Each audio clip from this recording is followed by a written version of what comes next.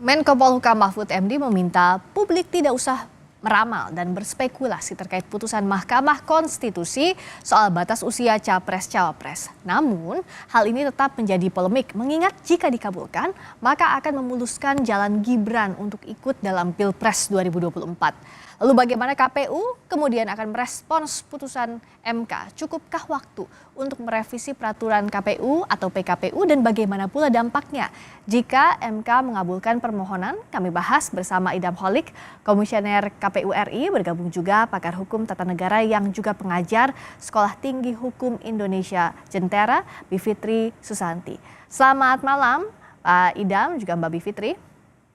Selamat malam, Selamat malam, Mbak. Selamat malam. Saya ke Pak Idam dulu. Kita mau tidak mau kan ada dua kemungkinan. Kalau MK mengabulkan permohonan uji materi atau tidak. Jikalau dikabulkan permohonan itu, Pak Idam, apakah KPU akan langsung merevisi aturan syarat umur di PKPU? Sebenarnya apa dampaknya ke peraturan soal pemilu ini? Dalam penjelasan pasal 10 ayat 1 Undang-Undang Nomor 8 Tahun 2011 dijelaskan bahwa putusan Mahkamah Konstitusi berlaku sejak dibacakan. Ya, berlaku sejak dibacakan dan kita semua tahu putusan Mahkamah Konstitusi bersifat final dan mengikat. Dan tentunya ya kami sebagai penyelenggara pemilu dalam konteks prinsip berkepastian hukum, kami tidak masuk dalam polemik tersebut dan kita tunggu saja Mahkamah Konstitusi pada tanggal 16 sesuai dengan jadwal yang telah diinformasikan. Mahkamah akan membacakan putusannya. Oke, putusan MK itu kan berlaku final mengikat saat dibacakan.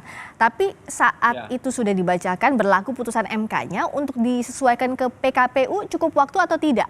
Dari besok ke 19 Oktober.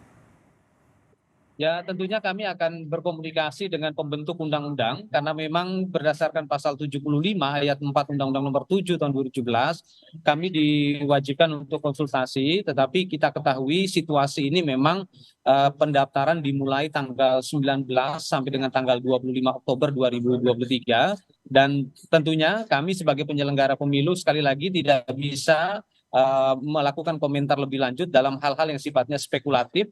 Oleh karena itu, ya kita tunggu saja putusan Mahkamah Konstitusi dibacakan dan saat ini kami telah mengundangkan peraturan KPU nomor 19 tahun 2023 yang menjelaskan bahwa syarat usia minimal bakal pasangan calon presiden dan wakil presiden itu adalah 40 tahun sesuai dengan pasal 169 huruf Q Undang-Undang nomor 7 tahun 2017. Oke, tapi sebagai perbandingan waktu KPU menyusun PKPU terakhir itu berapa lama waktu yang dibutuhkan kurang lebih, Pak Idam? Ya, kalau kita bicara tentang proses penyusunan atau legal drafting PKPU dari awal hingga akhir itu memang cukup lama ya. Ada FGD, focus group discussion, ada uji publik, ada rapat konsinyering, ada rapat konsultasi, ada rapat harmonisasi. Normalnya memang cukup lama, tapi kita kembali kepada penjelasan pasal 10 ayat 1 Undang-Undang Nomor 8 tahun 2011. Putusan Mahkamah Konstitusi berlaku sejak dibacakan. Jadi kalau normalnya 3 bulan, 6 bulan sampai ya Pak Idam ya? Di luar ada putusan MK ini? Ya, seperti itu. Memang prosesnya cukup panjang. Nah, artinya kalau stepnya atau tahapan berikutnya agar publik juga tahu, kalau sudah diketuk putusan MK, berikutnya konsultasi dengan pembentuk undang-undang, artinya dengan DPR ya? Dalam waktu sesingkat mungkin sebelum 19 Oktober itu harus selesai? Ya, saya pikir pembentuk undang-undang juga akan tahu bahwa tanggal 16 Oktober 2023 hari esok Mahkamah Konstitusi akan membacakan putusannya dan kami meyakini pembentuk undang-undang juga akan mengikuti proses pembacaan putusan tersebut. Kalau Mbak Bivitri lihat bagaimana sejumlah pihak kan menilai ada indikasi kuat kepentingan politik di belakangnya. Tapi kalau kita lihat dari putusan yang akan diambil oleh MK besok, apa dampak yang paling ketara jelang pemilu yang hanya tinggal beberapa hari pendaftarannya 19 Oktober. Dari segi peraturan perundang-undangan ya betul yang tadi dikatakan oleh Pak Idam bahwa peraturan KPU harus segera dibuat. Jadi biasanya memang kalau dalam konteks yang seperti ini sebenarnya draftnya sudah bisa agak lebih lama sebelumnya disiapkan, ada alternatif begitu ya. Nah, tapi yang harus diperhatikan juga kan MK itu sebenarnya bisa saja memutus misalnya ya, kita belum tahu sama sekali nih, soalnya yang tahu ya hanya 9 orang hakim itu ya sampai detik Betul. ini.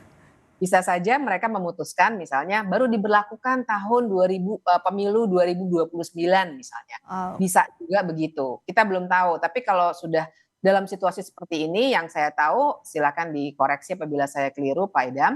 Biasanya memang sudah ada alternatif draft begitu. Jadi karena ini harus cepat. Kalau memang besok MK bilang dikabulkan dan langsung berlaku untuk 2024, berarti memang KPU harus gerak cepat. Nah ini yang harus diperhatikan adalah yang mana nih yang harus diubah. Kenapa bisa begitu cepat? Karena memang norma dasarnya itu yang mengenai umur atau apapun persyaratan yang nanti akan dibuat oleh putusan MK. Tapi peraturan KPU nanti akan mengatur teknisnya. Jadi misalnya untuk misalnya umur begitu, Ya. berarti apa yang harus disampaikan? Misalnya kan akta kelahiran misalnya ya. ya. Kemudian kalau terkait dengan pernah menjadi wali kota, berarti harus para calon nanti harus menyerahkan dokumen apa? Karena tugas KPU adalah nanti memverifikasi semua dokumen itu ataupun memverifikasi semua syarat itu baik dokumen maupun faktual supaya nanti bisa ditentukan apakah memenuhi syarat atau tidak memenuhi syarat. Jadi peraturan KPU nanti isinya seteknis itu, Mbak Friska. Ya, soal teknis tadi yang dijelaskan oleh Mbak Bivitri, Pak Idam, selain itu apakah ada yang lain lagi yang terdampak pasca putusan MK ini? Kalau memang berubah dari aturan sebelumnya? Ya, kami belum tahu ya putusan Mahkamah Konstitusi itu seperti apa. Jika seperti iya, Mbak Bivitri. jika dikabulkan? Iya Mbak, gimana Mbak? Jika dikabulkan, apa peraturan teknis yang diantisipasi akan berubah secara teknis ya? Tentu kan sudah ada bayangan ya terkait dengan syarat umur ini. Yang dikabulkan itu maksudnya seperti apa ya Mbak? Putusan MK-nya jikalau dikabulkan 35 tahun minimal sesuai dengan apa yang dimohonkan oleh para pemohon. Ya, kami belum bisa berkomentar lebih lanjut sebelum putusan Mahkamah Konstitusi dibacakan. Kalau kita bicara tentang usia, bisa kita lihat kembali dalam pasal 5 huruf O Undang-Undang Nomor 42 tahun 2008, ya, di mana dahulu persyaratan bakal pasangan calon presiden dan wakil presiden ketika undang-undang yang lama itu adalah 35 tahun. Jadi wacana 35 tahun itu bukan hal baru.